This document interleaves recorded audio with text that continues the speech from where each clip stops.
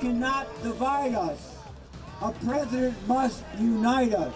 I think it's important to lend our voice to voices all across the country to point out the excesses that President Trump is trying to impose upon the United States. Rhode Island Senator Jack Reed, one more week before he goes on summer break, but he made time for us. He's in studio for the full half hour. Holding the powerful accountable from Washington, D.C. to right here in southern New England. This is 10 News Conference with Gene Valicenti. Hey, good morning, everyone. I'm Gene Valicenti. This is 10 News Conference. My guest in studio for the full half hour, Senator Jack Reed, no stranger to this studio. Senator, welcome back. Thanks, Gene. You need no introduction. Well, likewise. Before we get into the specific, we could do 3 hours today, topic after topic. You know, this Senate is not the Senate of Senator Pell, Senator Chafee, or Jack Reed, the freshman senator, when you first started. It's changed. You have senators now. By the way, you don't have to look too far. They use foul language. Drop the F-bombs all the time. You have others who put on a high school drama performance, some who walk out. Senator, do you realize how this plays to the people at home? And do you still have the appetite for more of this? The cuisine was much better years ago, Gene. Okay. But I still have the appetite, of course. But yes, I think what's happened is there's been a lessening of the customs and courtesies in the Senate. You know, people showing up with no ties on, no coats on, et cetera. Hoodies. Hoodies. Oh, yes, hoodies, et cetera. Yep. And the curse words. I think what's driving it now is a media change. A lot of my colleagues are trying to get on either MSNBC or Fox. And to do that, you have to be argumentative, you have to say things that are beyond the pale. Whereas in the old days, frankly, with C-SPAN, there was not a lot of people watching us. So we basically were much more able to ask real questions and be responsible. But the whole, I think the whole tone and the whole sense of custom and courtesy has going down quite a bit. Your colleague, Senator Murphy from Connecticut, he's well known for dropping a lot of colorful language. I'll just leave it at that.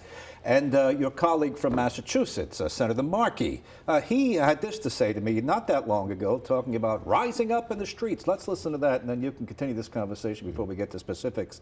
And this is, by the way, this is not you. No, this is them, but let's listen, Senator. He's trying to usurp the power of the Congress and the judiciary in order to act as a king.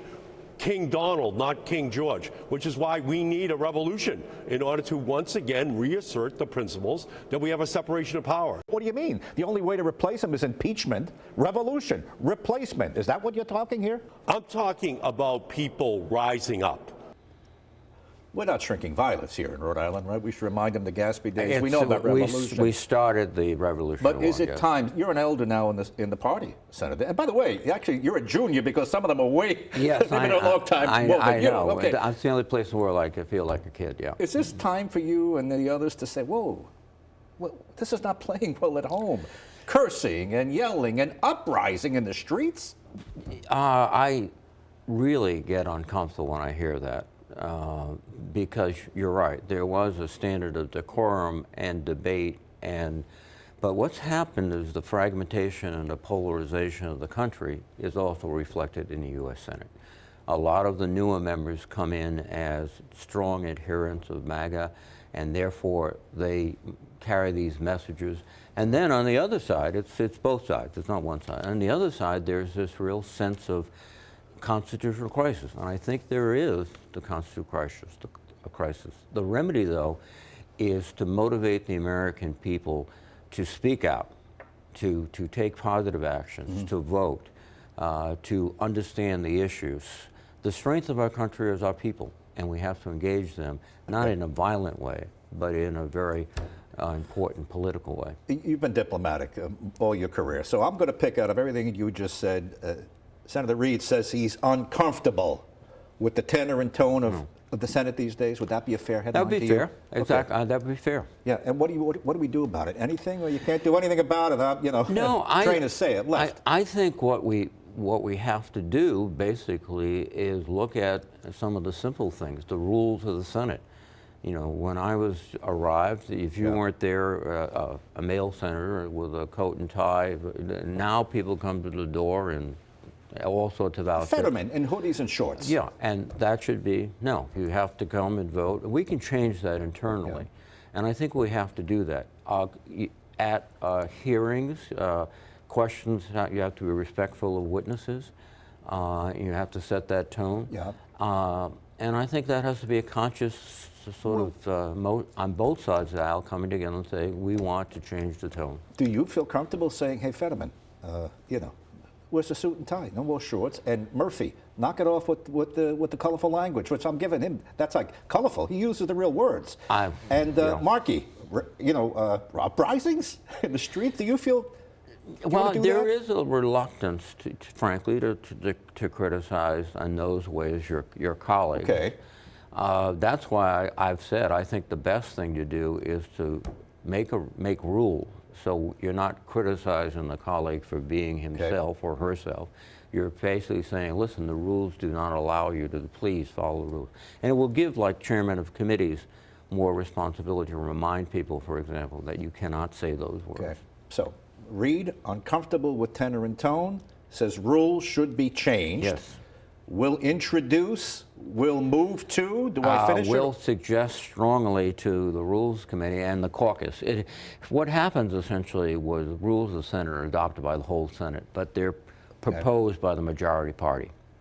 And so you work with colleagues, and there are some colleagues on the other side that feel the same way as I do. Okay, interesting. Senator, when we come back, you were pretty tough on Pete Hegseth.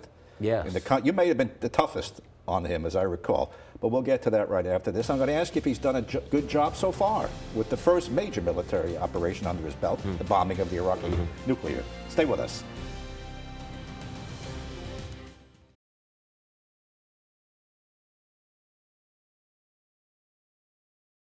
Thank you for turning to 10, your news leader. 10 News Conference with Gene Valicenti continues right now. Oh, Senator, I just saw you. You're in that animated open over there, Am I? holding the powerful accountable. Oh, my I don't know God. how far we're going to get with that, Yeah. but Well, we'll try. you held Pete Hegseth accountable even before he became Secretary of Defense. You went after him. I remember. You questioned his fidelity, infidelity. You said that's national security risk. You came out and said you're the wrong guy. You're not qualified. This is basically a joke. Do you still feel that way? Oh, absolutely. And I think the feeling is shared by many of my colleagues on both sides of the aisle. And indeed, I think there's some disquiet even in the White House with his performance. Now, his first real operation is under his belt, the bombing of the nuclear facility in Iran. As far as I know, that went off start to finish correctly. Do you give them any credit for that? They got there, they dropped the bombs, they came back. Well, you have to give credit to the Secretary of Defense for a successful operation, but I would say the key to the success was the military personnel, the intelligence personnel, and also we have been planning that attack probably for 10 years. We, in fact, built those special bombs years ago for that very purpose of hitting that site. So the Air Force, the CENTCOM commander had been practicing and preparing that for years. But you can't, don't take away the fact. Okay.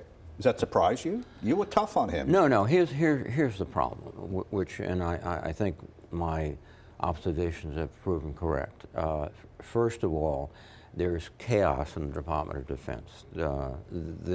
It's not a well-organized and well-run operation. Right. Two, what we're seeing, for example, with the interruption of supplies to Ukraine, he did that without informing the President of the United States, which is a huge mistake, because the President's policy was completely different.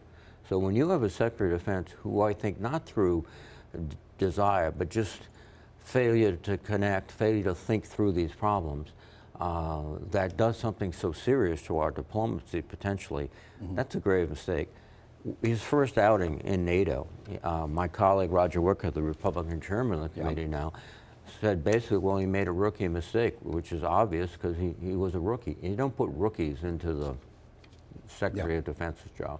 And the rookie mistake would also be, in fairness to you, having the a highly secret planning of an operation on a social media post. Absolutely. Is there any news on that, by the way?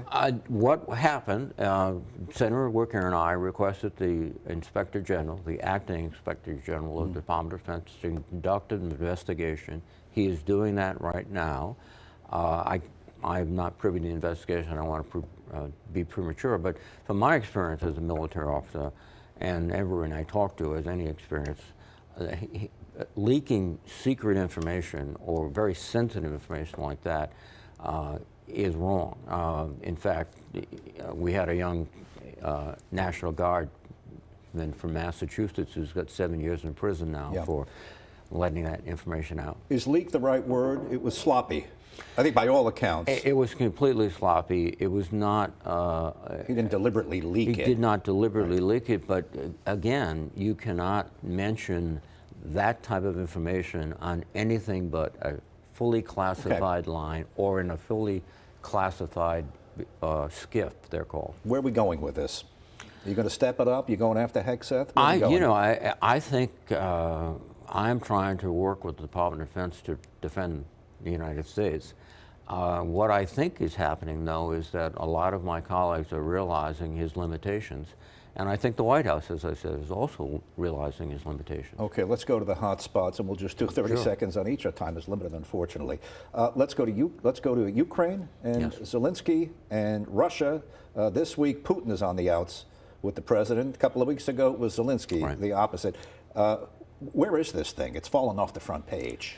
It's fallen off the front page, but it's still very critical to us. The Ukrainian people are fighting our fight, basically, because if they lose, then other European countries, I think, will be in the view of Putin. And in addition, the Chinese will take away from it the fact that we just don't stick to a difficult fight. So we are now, and the president has changed completely. Now we're trying to get supplies to the Ukrainians. They will fight to the bitter end, and we have to do more to help them. Senator, I'll defer to you, but do you really see Putin eyeing Poland or any of the NATO countries? Ukraine is not. I see him eyeing the Baltic countries, which are NATO countries. I see him conducting operations already in Europe, sabotage, attacks in Europe. And I see the European countries. The country most concerned about the success in Ukraine is Poland, because they are members of NATO and they are concerned. The layman might say he can't take Ukraine. He's going to go after Poland. Isn't that just the point is? Not, I don't want to say scare tactics, but isn't that a little bit of it's not scare. If he takes Poland, if we do not support the Ukrainians, and if he takes Poland or effectively takes it, controls all the country he wants, etc., he will turn immediately to much softer targets like the Baltics, but ultimately put economic, political pressure, try to upset Poland internally by exploiting their political process. You gave credit to Pete Hegseth in that particular attack? Yes. Do you give the president credit for bringing NATO to the table with more money than they've ever given, 5% now?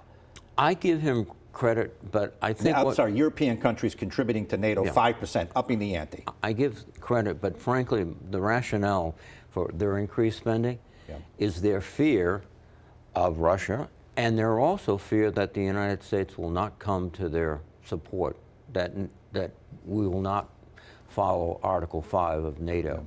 And they're in the mode of self-protection now. So it's not just the cajoling of the president. That has been a factor. But I think the real factor is that they don't think we're going to be there to help them. So that's a yes, but qualified. Very much qualified. Okay. And before we go to break, just quickly, about a minute, on Gaza. The ceasefire is off. You and I are taping on a Friday. It kind of fell apart yesterday. You are still supportive of Israel? Well, I am, but you have to be critical of people you support when they are conducting operations in a way that harms so many civilians.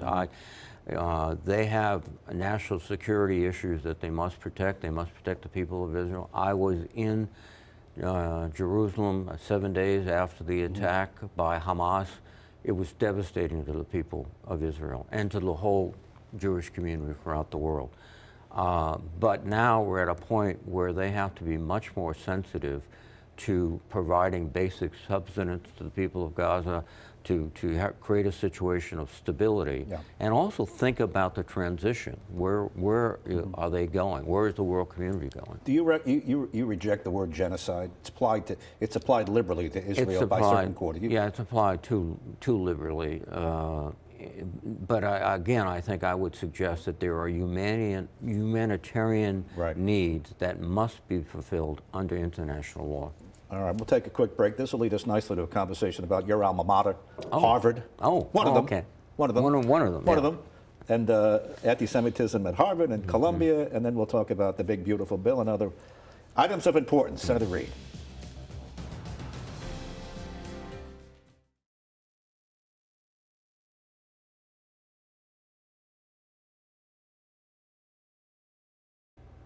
Resuming with Senator Reid. Senator, you went to Harvard Law, correct? Yes. West Point, Harvard Law. Your university is under attack. The president says it's anti-Semitic. By the way, he just won one against Columbia. Columbia's going to write a check, $220 million, to settle this, and so they could resume their federal funding. Does the president have any merit in these charges against Harvard, Columbia, some of the other Ivies he's going against? Well, I think the methods he's used are serious issues of anti-Semitism, and I won't discount that. It has to be investigated, looked at, and changes have to be made.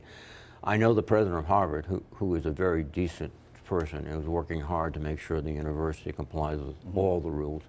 But what he's doing really is, in a way, he is threatening them so much that he's extorting money. I mean, I hate to say this, but the other thing that is so crippling to Harvard and to many other universities is cutting back on the National Institute for Health money. He is undercutting the research foundation of the United States. Knowledge is power. And frankly, I think that he's letting that power slip away to the Chinese because their universities are still functioning at 100 miles per hour. Well, he's saying you're flush with cash. Harvard, $52 billion. They've got billions floating all around. And you've been anti-Semitic, and you've been too liberal for far too long. And he's the guy. Listen, this is resonating with half the country. With half the country, but again, too liberal. That's a perception. Harvard, I've been there. Frankly, it's interesting because I have a lot of very conservative Republican colleagues that graduated from Harvard Law School. Ted Cruz? Ted Cruz, yes. Exhibit A. Exhibit A. So Harvard produces these very liberal, left-wing crazies. No, it's a place of intellectual discovery. And there's the right, the left, the center. And that's what our education system should be. And he's really attacking it for reasons that I think are very personal and very petty, not for those he talks about. Do you see the same thing with the CBS deal? CBS wrote the check, $30 million, 16 for him, 16 in free advertising, and the deal closes? Yeah, I absolutely think so. Reading about the case, most prominent attorneys who were interviewed say, CBS has a very strong case, et cetera. I think the merger, Paramount, et cetera, I think the merger was the key. They wanted it done. Isn't that just business? Don't we settle cases all the time to make it go away? Isn't that as a lawyer, right? Well, we do settle cases, but we usually don't settle cases because the President of the United States has a personal interest in it, i.e. he will make $16 million, and he also have other collateral effects. I mean, again, this also goes to his whole approach. What President of the United States has established a currency that he benefits from, his Bitcoin, and then passes legislation that will shape the whole industry and will be the final arbiter of the rules and regulations. The conflicts are just astounding. Let me just insert this here. Have you met with the president since he's back? No, I've not, no. Do you have anything scheduled with him? No, I mean, he's not particularly eager, I think, to go up and meet with anybody other than his own select group. It's not as it was even in the first administration, where he would come and talk to us as a group. I had one session in the cabinet room. We were talking about a reaction to Iranian provocations, but no. Any phone? No phone calls? Nothing? No. Nothing? No. All right. Let's move to the big, beautiful bill. It passed. It was turmoil. It was torture to get it passed, but it's out. And the risk, according to your party, is Medicaid will be cut. Now, the president says, no, hold on. I'm going to cut waste, fraud, and abuse. The states will not be getting as much money as they received past because they won't need it. And if you guys want to pick up the tab, then you get state dollars. Is that your understanding of the argument? Well, that's the argument he's going to make. But the reality is that there are already projections that 47,000 Rhode Islanders will lose their Medicaid coverage. He will say they don't belong to begin with. Well, he's wrong. 57% of adults on Medicaid are working. That's not, fraud and abuse. And if it was fraud and abuse, what you should do is improve the system in terms of identifying people who are qualified, who are not qualified. That is a ruse. What they're doing is taking away coverage from really critically ill people. You've got children who depend upon Medicaid. Is that fraud and abuse? No. That's helping families that have a child who's in very serious condition just get by. This is going to be devastating. And by the way, before we even see the Medicaid cuts, we're going to see our insurance premiums going up dramatically, private insurance. There's going to be a lot of people who are working and buying their own insurance that suddenly say, I can't afford it. They'll lose coverage. Let's move to Social Security. Most people on Social Security are going to see a bigger refund when they file their taxes because of the big, beautiful bill and the $4,000 extension on the exemptions, Senator. But have you started collecting Social Security Yes, I have. yet? You have? Yeah. You're going to see more money in your refund at the end. Isn't that a good thing? Doesn't that undermine the Democratic argument against that he's going to cut? He's not going to cut. Well, You're going to get more. First of all, their argument is Social Security is not taxed. That's wrong. Social Security will be included in your income. But you're right, there is a deduction. It's estimated that half of the people over 65 will qualify for that deduction, and they will get some savings. But this notion he's trying to promote is that Social Security is no longer taxed is absolutely wrong. His original premise was, I'm not going to tax you federally on Social Security. That did not make it to the bill, but the larger exemption did, yes, and that will help. Half of the population is going to get a bit more money in the end. It will help, but it's not the elimination, as he said, of Social Security being taxed. Well, I would say, what have other people done for you? At least he's giving you a couple of bucks more in your pocket. Yeah. Do you want to give him credit for that with a caveat? What other people have done as basically fully funded Medicaid, fully funded SNAP program, which is nutrition for children and others. They've actually invested in the communities, and they've given people a better life. I know, but we did move on to Social Security. Yeah. You will be getting probably a larger refund. I don't know. More money in your pocket. I don't know. Have the tax people figure that out. There are limits of salary, upper limits, and then there are other people who have no tax obligation at all, so the deduction will not help them, or the refund will not help them. All right, let's take full circle. We were talking about how the Senate has changed. Your party is changing. This is James Carville. Put up the quote. He really laid into the party, and he was a loyalist, right? Put up the full screen. This is your Democratic Party in shambles, steamrolling toward a civilized civil war. It's necessary to have it, even more necessary to delay it. The only thing that can save us now is an actual savior, because a new party can be delivered only by a person. See Barack Obama in 2008, Bill Clinton in 1992. Wow. I'll give you the last word. We've got a minute left, Senator. You agree with that? You have a savior anywhere? That resonates, because I'm thinking back now in 1992 when we were in a similar kind of desperate straits. Yep. But what happened is Bill Clinton came on board, connected with the people, won the election, and oh, by the way, in 2000, I was leaving office. That's the last time we had a surplus projection. So we accomplished quite a bit. Do you agree a party's in shambles? Just a quick yes or no. I don't think it's, well, the Will Rogers line is great. I don't belong to an organized party. I'm a Democrat, so Will got it right. We'll hold it there. Senator Reid, thanks for coming in. Thanks, Gene. I think we had a good go-round today. Did. Thank you. Enjoy your trip back to Washington for one more week, then you're here for the summer. Thank you. That's 10 News Conference. Thanks for being with us. Have a great weekend, everybody. I'll see you next week.